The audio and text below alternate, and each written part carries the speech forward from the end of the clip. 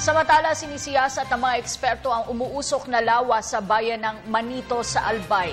Hinala kasi ng mga residente doon isa itong crater o bungangan ng bulkan. Nagbabalik si Joseph Parafina. Pinaghihinalaan ng mga residente ng bayan ng Manito, Albay na isang crater o bungangan ng bulkan ng isang lake na ito na umuusok sa sobrang init at lalim. Naging aktibo daw ito kasi kapag nag-aalboruto ang bulkang mayon. Aabot sa 3 kawayan ang lalim nito na talagang delikado sa sobrang init ng nasabing tubig. Kasama pa ang animoy kumunoy sa mga gilid nito. May mga butas pa, may mga putik na lumulubog kapag natapakan.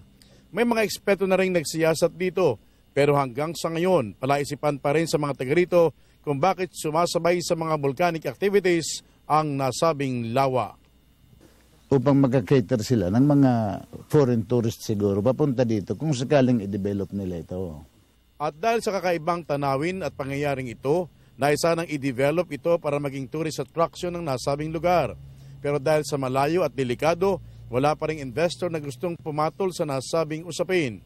Kung susukatin ang laki nito, halos may 4 na basketball court. Mapapansin din na kumukulo ang tubig sa sobrang init nito.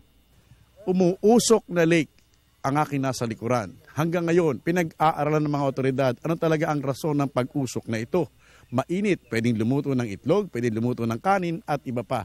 Kaunting ingat kung magpapasyal kayo dito sa bayan ng Manito, lalawigan ng Albay. Sa pangalan ni Jovet Dizon at Hercules Mangkoy, Joseph Parafina, Telebisyon ng Bayan.